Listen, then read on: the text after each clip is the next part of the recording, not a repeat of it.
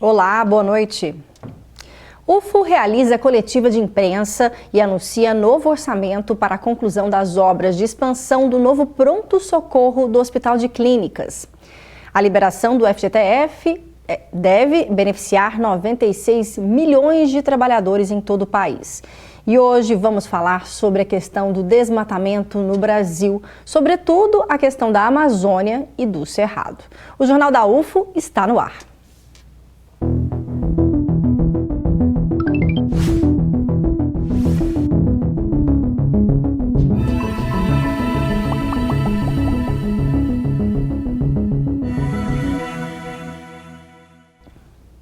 Hoje pela manhã foi anunciado a volta da obra de ampliação do pronto-socorro do Hospital de Clínicas da Universidade Federal de Uberlândia, com investimento previsto de mais de 133 milhões de reais.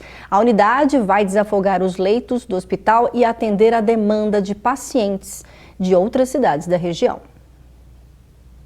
Autoridades de Uberlândia e região se reuniram para a coletiva de imprensa do Hospital de Clínicas da Universidade Federal de Uberlândia. O motivo é o investimento na obra de ampliação da unidade. Nós constituímos uma equipe para fazermos uma nova orçamentação da obra, atualizamos todas as planilhas e também o cronograma de execução dessa obra. Exatamente para que nós atualizássemos todos esses valores. Por isso que foi importante, numa certa fase, que isso fosse agregado aos autos do processo que circulava, que está na Justiça da 4ª Vara no Rio de Janeiro. E então, na sequência, a empresa deu o acordo, deu o aval para essa planilha, para essa nova orçamentação, inclusive lembrando que os valores que nós apresentamos foram inferiores dos valores apresentados pelo perito. Então era preciso que houvesse de fato a concordância de todas as partes. Então daí a preocupação. O reitor ainda falou sobre os recursos de quando a obra teve início e das mudanças que foram feitas. Não houve perda de recursos. Toda a parte estrutural da obra, aquilo que já foi levantado, paredes que foram instaladas, tudo isso permanece conforme o projeto original. Foram feitas sim adaptações em função daquilo que se planeja colocar à vista das necessidades atuais dentro do prédio.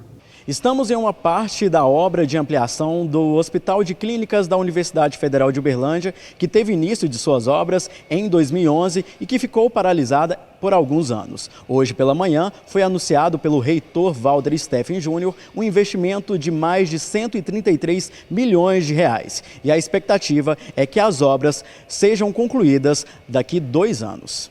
Com a conclusão da obra, fica definido os seguintes pavimentos: pronto-socorro, com salas de procedimentos especiais, leitos do pronto-socorro e equipamentos; propedêutica, com equipamentos de imagem e diagnóstico; o terceiro pavimento, com enfermarias de internação; no quarto pavimento, UTI e unidade de queimados; no quinto pavimento, centro cirúrgico e central de material esterilizado. E na cobertura, instalações e heliponto. O mais fácil é garantir já dentro do próprio orçamento, isso que eu estou tentando fazer, sem descartar essa segunda possibilidade, que é uma emenda de bancada. Mas eu já estou tratando diretamente com o relator geral do orçamento, com o relator setorial na área da saúde e com o presidente da comissão do orçamento. Eu apresentei, inclusive, na LDO, Lei de Diretrizes Orçamentárias, uma emenda para priorizar a obra para o ano que vem. Tem que estar, obrigatoriamente, tem que estar na LDO, e agora a gente garantir na lei orçamentária até o final do ano essa rubrica específica destinando os recursos para a ampliação do hospital. O Centro de Trauma ocupará uma área construída com mais de 32 mil metros quadrados. Ao todo, serão disponibilizados 249 leitos e 22 salas cirúrgicas, sendo que a divisão destes leitos se dará da seguinte forma: 65 para pronto-socorro, 146 de internação e 38 de UTI.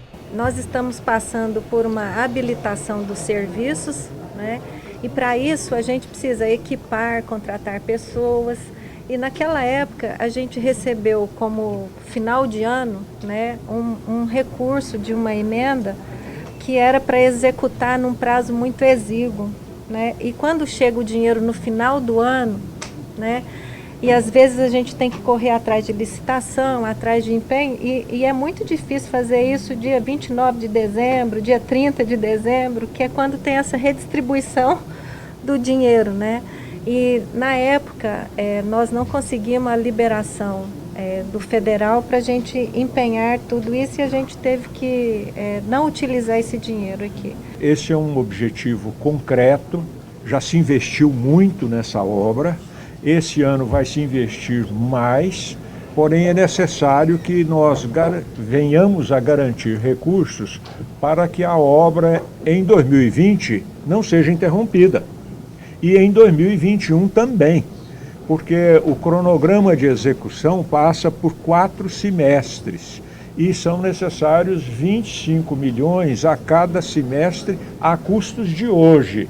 O que quer dizer que isso deverá ser um pouco mais. O projeto foi elaborado para atender todo o fluxo de um paciente de trauma e, posteriormente, passará por centro cirúrgico, UTI e enfermaria de internação, seguindo para a alta hospitalar, considerado uma importante obra para o estado de Minas Gerais. É uma obra que ela atende a uma vasta região do estado de Minas Gerais.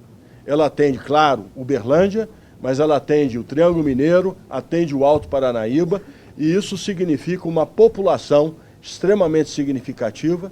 Então, Minas considera, vamos lembrar que Uberlândia, diferentemente de outras grandes cidades do estado, nós não temos aqui um hospital estadual, nós não temos aqui um hospital regional, uma Santa Casa.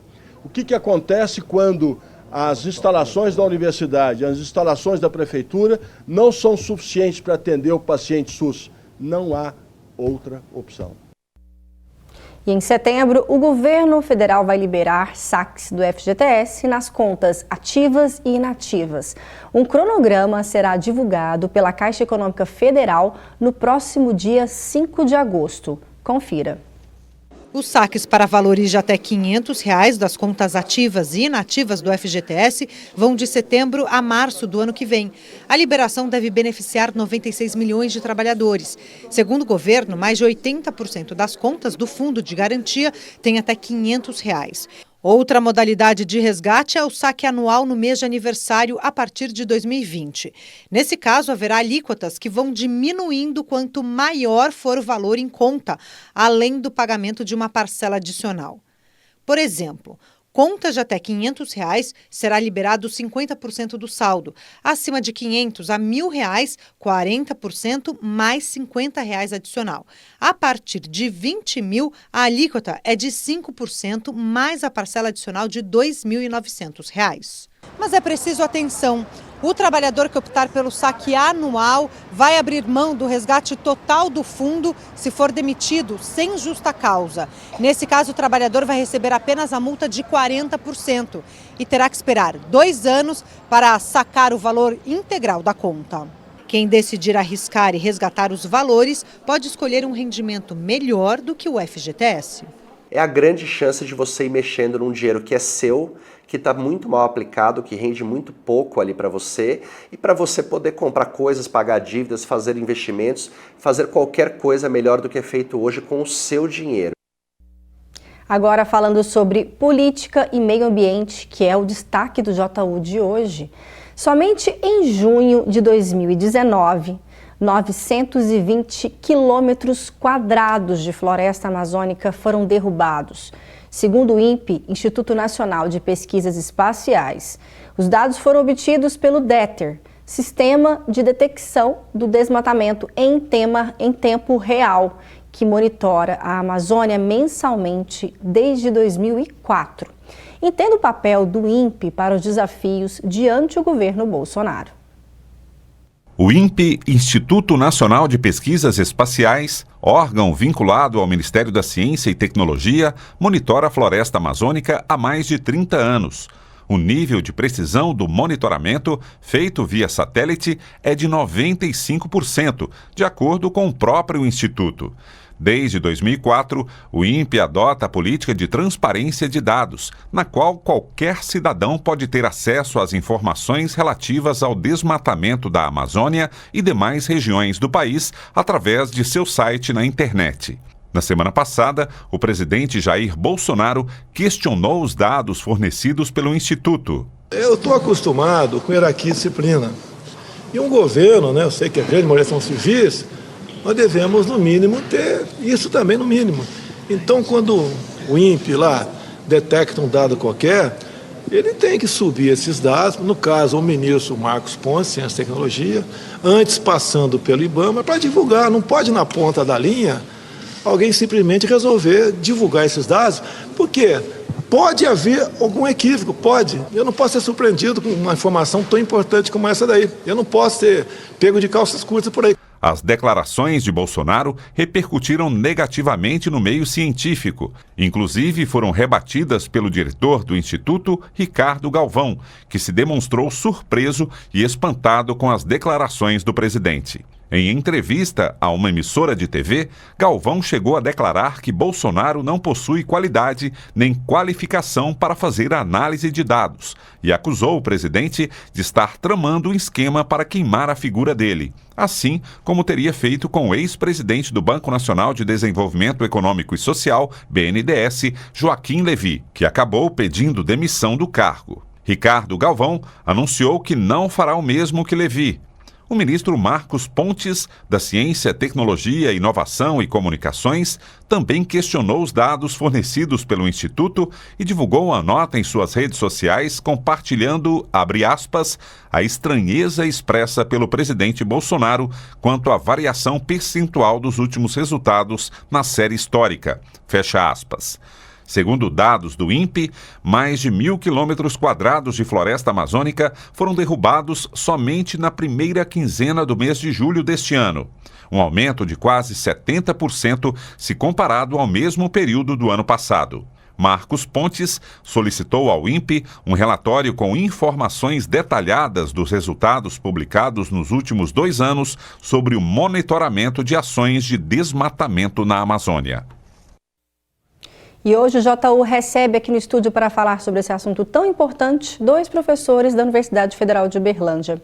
O Heraldo Vasconcelos, que é do Instituto de Biologia. Boa noite, Heraldo. Boa noite, obrigado pelo convite. Nós que agradecemos. E também o professor Carlos Alves Barbosa, que é da Faculdade de Direito. Boa noite, Carlos. Boa noite, obrigado pelo convite.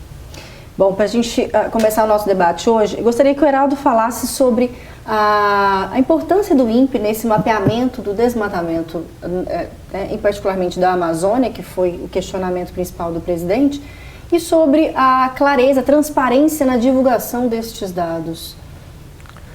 Com certeza. O INPE demanda esses dados de desmatamento, né, de 2 sistemas, um que você já falou, que desde 2004, né, e o outro, o PRODES, que vem desde 1980, que faz a compilação anual dessas taxas de desmatamento. E esses dados são públicos, né?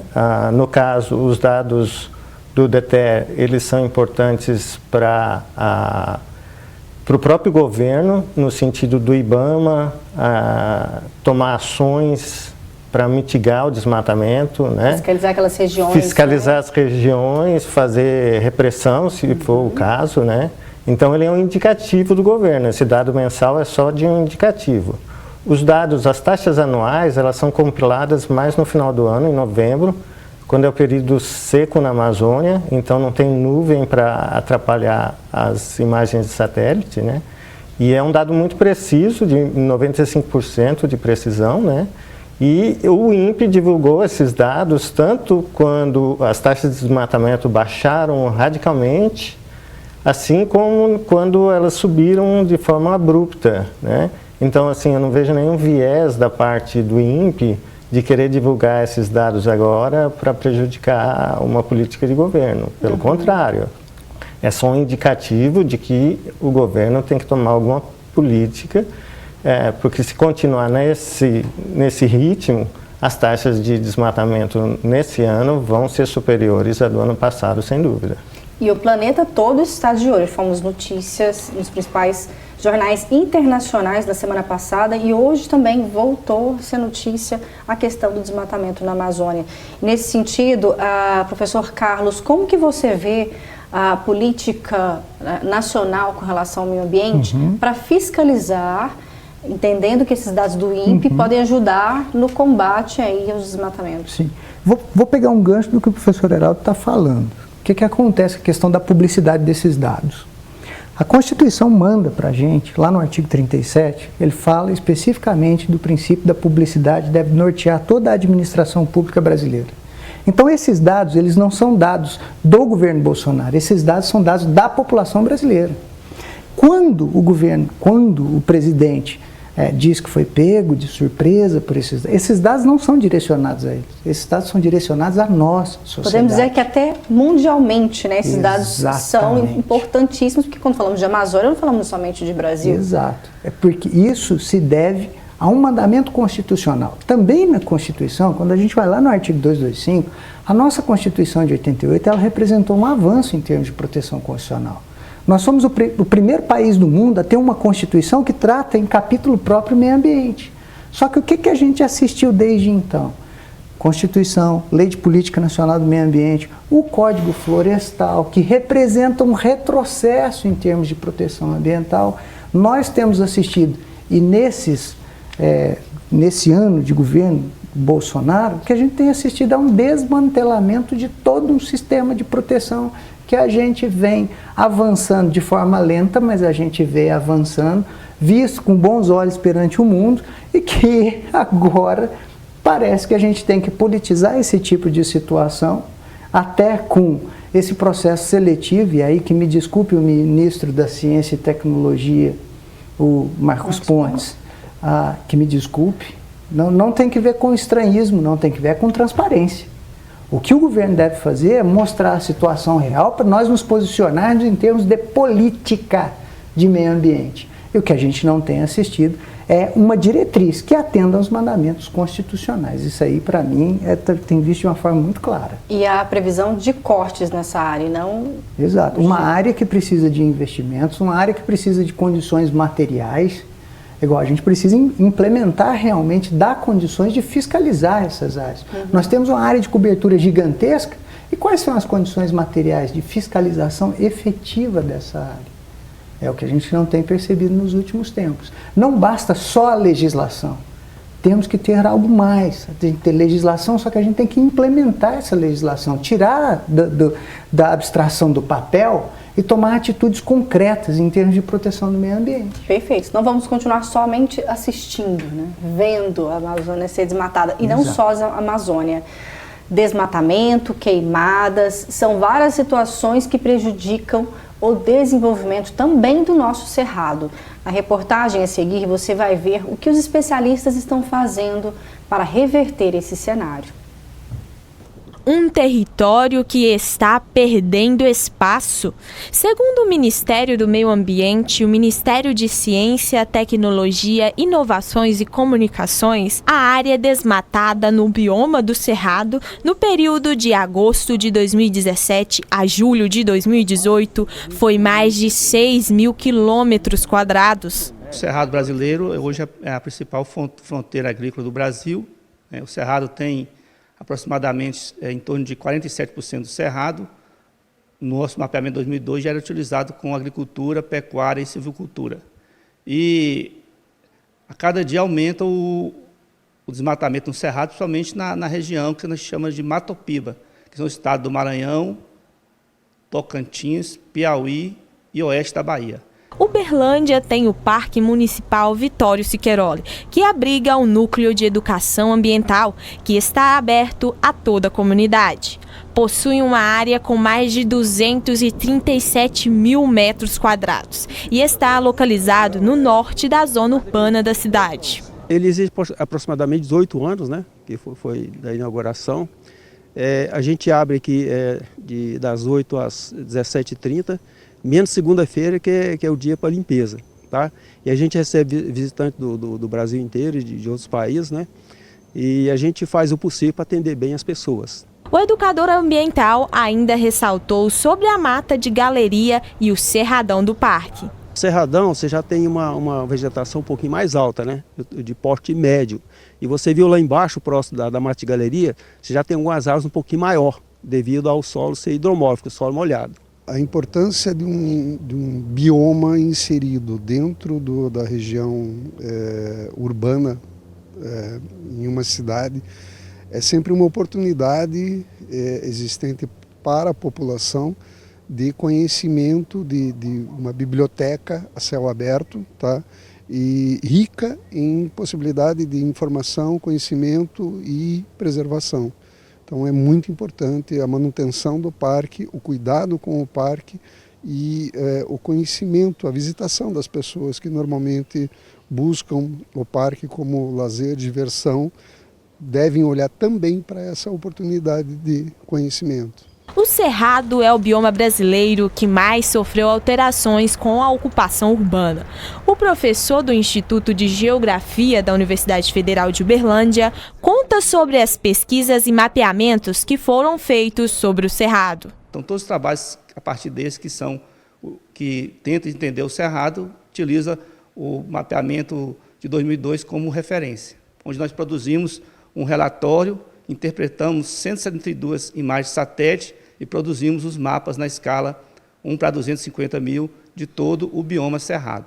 Em 2018, de acordo com os estudos, foi possível diminuir o grau de desmatamento em 33% em relação a 2010. O professor ainda revela se seria possível ou não reverter a degradação de alguma forma. A solução seria melhorar a qualidade das pastagens e liberar terras para o uso da agricultura, cana-de-açúcar, reflorestamento, etc. Então essa aqui é a tendência, a substituição da pastagem por agricultura intensiva. Falando então agora sobre o bioma Cerrado, professor, eu gostaria que você falasse agora, o Heraldo falasse para a gente sobre a questão da devastação. Por que o Cerrado já foi tão devastado ao longo dos anos e como impedir que essa devastação continue?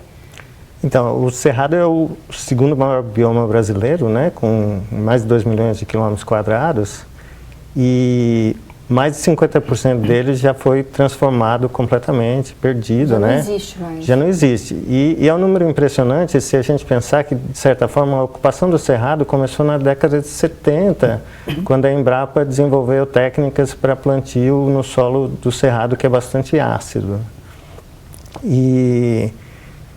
Então a gente tem praticamente sobrando só 20% do Cerrado e a gente tem pouquíssimas unidades de conservação no Cerrado se a gente comparar com a Amazônia, né?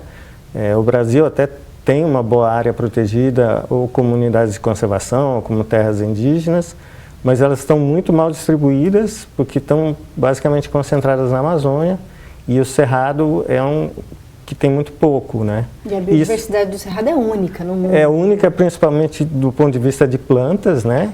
Se estima que 45% das plantas do Cerrado só ocorrem no Cerrado, elas seriam endêmicas, e são geralmente plantas herbáceas, capins, que foram muito pouco estudados, e com essa transformação a gente está perdendo espécies que poderiam ter potencial econômico, da indústria farmacêutica, etc., que está sendo perdido sem saber o seu uso. Né? Perfeito. Professor Carlos, e nesse sentido, falando aí, então de Cerrado, muito se fala da ocupação do agronegócio nestas áreas devastadas.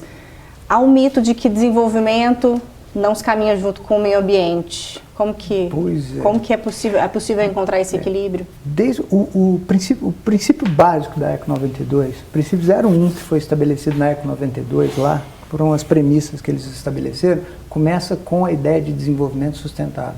Começa com a ideia de nós compatibilizarmos desenvolvimento com a proteção do meio ambiente. Essa diretriz já existia na nossa Constituição. Essa diretriz já existia na nossa Lei de Política Nacional do Meio Ambiente, que é anterior à Constituição de 88 e que foi recepcionada pela Constituição de 88. Só que, infelizmente, parece que a mentalidade de quem dirige esse país, que foi gerada lá atrás, na década de 70, ali, e essa mentalidade, ela opõe ou se quer proteção do meio ambiente ou se quer desenvolvimento. E isso é uma mentira, isso é uma falácia. Nós temos que combinar as duas coisas, proteção do meio ambiente e a questão do desenvolvimento, elas caminham juntas.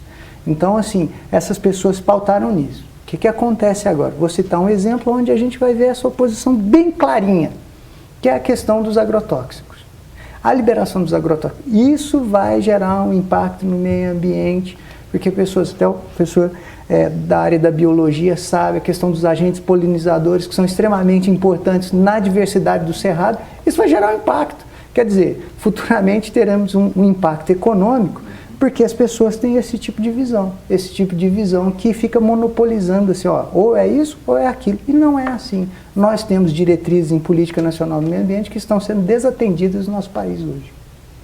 Muito importante as considerações. Nosso jornal está quase chegando, mas ainda tem mais notícias. Veja como fica o tempo em Uberlândia e região nesta terça-feira.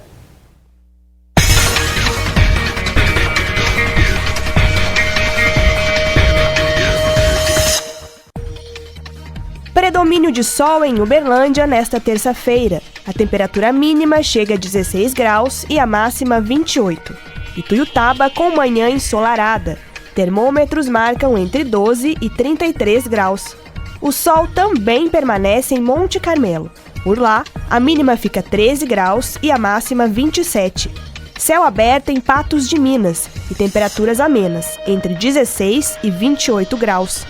Prata deve ter uma terça-feira um pouco mais quente. Mínima 16 graus e máxima de 30. As férias de julho estão chegando ao fim, mas ainda dá tempo de aproveitar alguns eventos realizados pela UFO. Confira a agenda.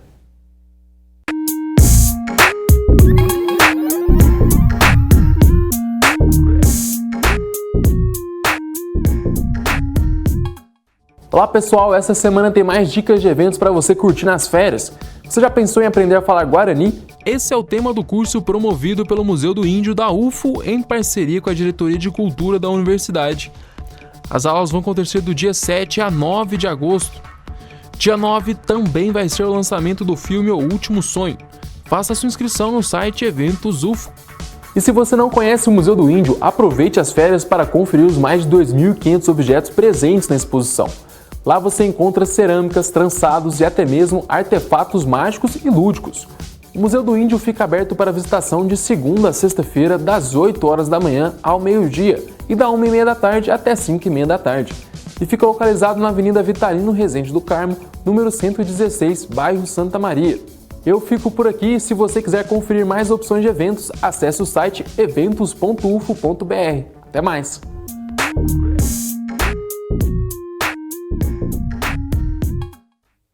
Hoje o JU falou sobre desmatamentos no Brasil. Gostaria de agradecer muito a participação desses dois professores aqui da UFO. E para finalizar, professor Heraldo, você que é do Instituto de Biologia, como que a população então pode contribuir também para ajudar nessa fiscalização e pedir mais políticas públicas relacionadas ao meio ambiente? Eu acho que depende da população ser melhor conscientizada da importância do meio ambiente, né? Se tem a impressão de que, como o professor Carlos falou, é incompatível desenvolvimento e conservação, quando na verdade elas têm que andar juntos, né? O próprio Código Florestal prevê a proteção de áreas de mananciais, reservas legais dentro das propriedades, e isso traz benefício para o próximo produtor no sentido de proteger os mananciais, proteger o solo, polinizadores, predadores, controle biológico. Então a população, ao tomar consciência dessa temática, ela vai perceber mais a importância do meio ambiente. Perfeito, muito obrigada então por todas as informações e contribuições aqui no jornal. Professor Carlos, também gostaria que você fizesse suas considerações finais. Bom, primeiro agradeço o convite por estar aqui, sempre é um prazer. E pessoal de casa, lembre-se sempre, proteção ambiental é uma matéria que diz respeito a todos nós. Isso aí, ó, de A a Z da população, nós temos que tomar consciência e nós temos que cobrar do governo federal a implementação de políticas públicas nesse sentido, em compatibilizar desenvolvimento que nós precisamos e proteção ambiental. É isso que nós temos que fazer no nosso país, fazer valer o que está escrito lá no artigo 225 da Constituição. Não deixar o texto constitucional virar letra morta, não. Implementar aquilo no nosso dia a dia, todo dia, um pouquinho. Se a gente fizer a nossa parte, aí eu tenho certeza que a gente pode mudar alguma coisa. Não ficar esperando a solução vindo de cima, porque ela não vai vir, não. Somos nós aqui trabalhamos todo dia para isso. Perfeito, muito obrigada também pelas contribuições hoje, viu, professor Carlos? E espero recebê-los aqui novamente em breve. O JU volta a falar sim sobre meio ambiente e outras oportunidades, porque o Jornal de hoje fica por aqui. Obrigada mais uma vez pela sua audiência. Tenha uma excelente noite e eu te espero amanhã. Tchau!